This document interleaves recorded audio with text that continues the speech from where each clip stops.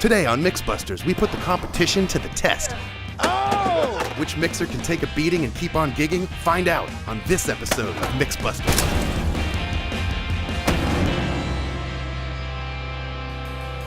Hi, I'm Greg. And I'm Matt.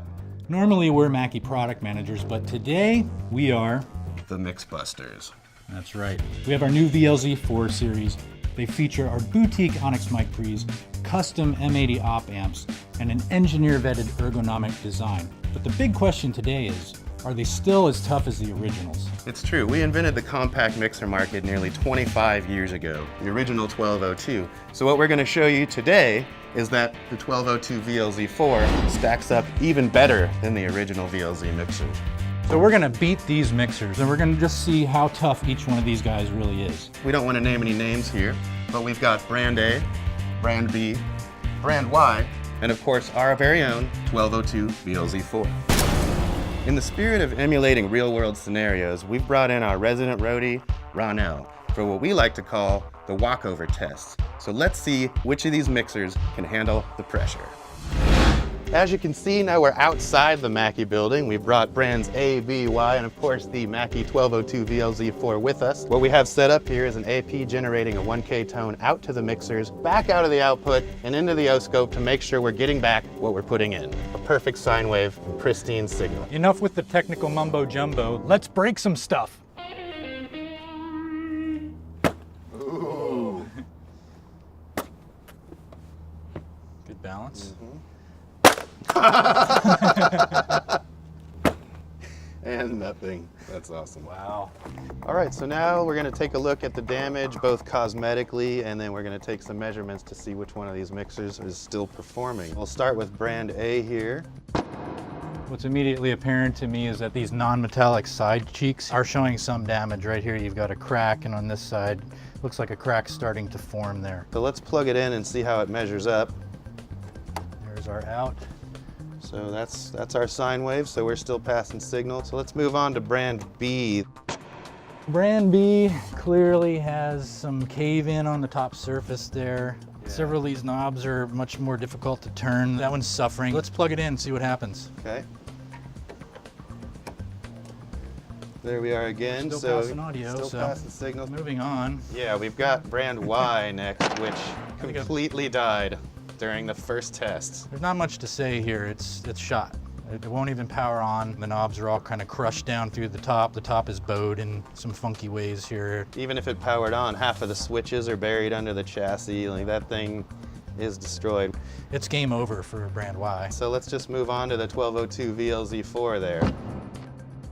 I'm not seeing any deflection on the top surface. None of the knobs are caved in. I'm really not seeing any cosmetic anomalies here. Let's just make sure, of course, that we're passing signal as well. And perfect, pristine sine wave, Nice. as we would expect.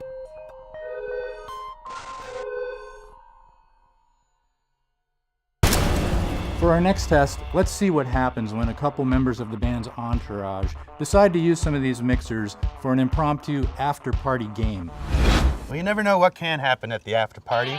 Maybe a couple of members of the band's entourage find a couple mixers laying around and decide to play lawn darts. I'm going first. Good thing you suck at this. Ooh! Ugh. Brand All B. right. I'll show you how it's done, son. No pressure. Oh, nice. Yeah! This one's for the championship. Oh! That's, And the Mackie. Very nice.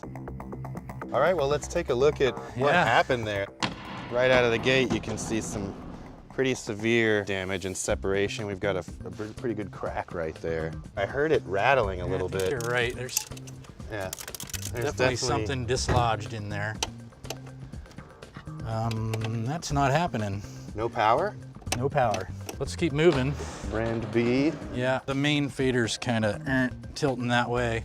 We can no longer deselect phantom power. Is Yeah, that switch is that completely switch is stuck. This guy's so light though, I think it had an advantage in this last test. Well, let's see if it's passing signal.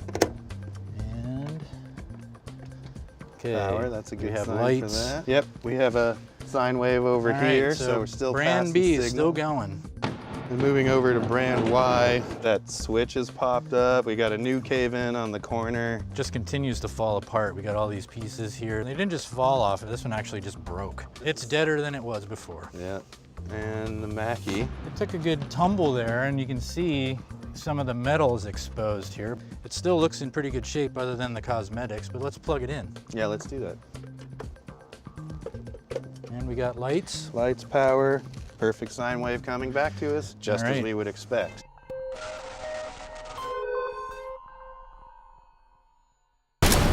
For our next test, we're going to see what happens when these mixers are faced with the inevitable lead singer tantrum.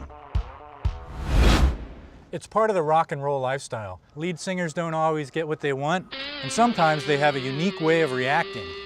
Make sure the rider's in order by the time we get there. Get it done or you're fired!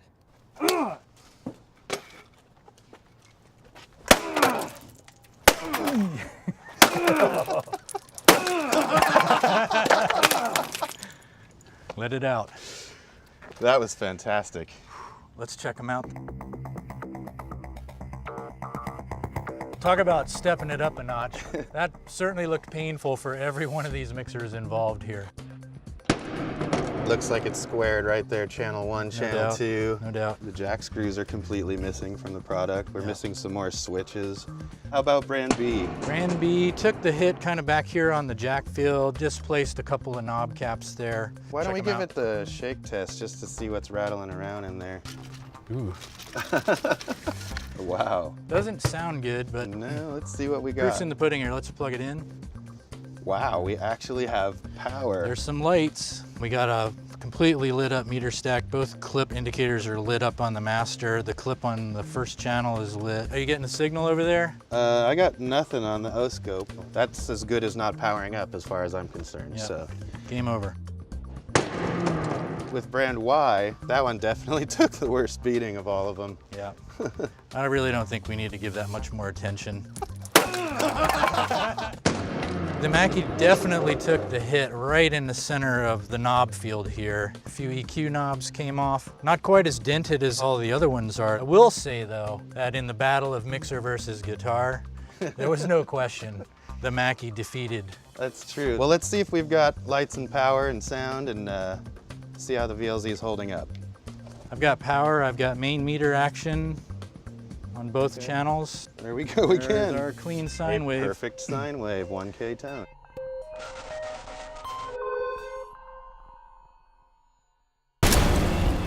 For our final test, let's see what happens when the band's pyrotechnics show goes horribly wrong. Don't try this at home. At Mackie, we hear all sorts of user testimonials about our mixers surviving all manner of things, up to and including house fires. So let's see what happens when we add fire. This is gonna be hot. Come on, buddy, you're up.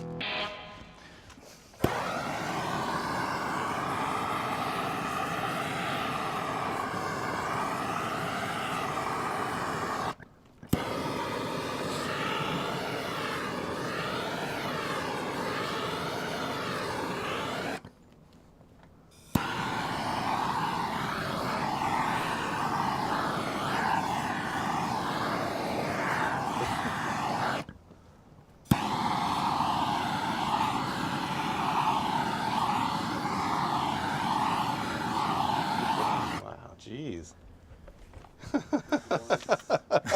Maybe we should put this guy out, huh? Happy birthday to me.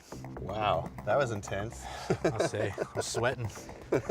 Well, let's take a look and see what we've done here. Obviously, we still have a dead brand A mixer over here. A little bit of melting. See that pretty good char there. Yeah.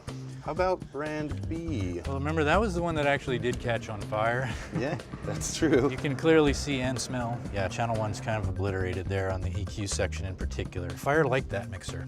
Brand Y continues to be a joke. Do we have anything new over there?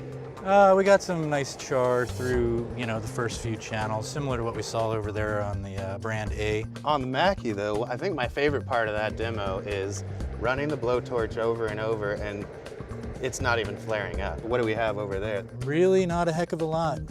I think there's like a couple of button caps over here that look like toasted marshmallows. Just the right degree of brown, but they're not blackened by any stretch. Bringing into channel 1, I got both my meters. And there we are again. A perfect 1K sine wave. nice. Well, I think today we've made a pretty clear case for something we've been saying for over 25 years, and that's that Mackie VLZ is built like a tank.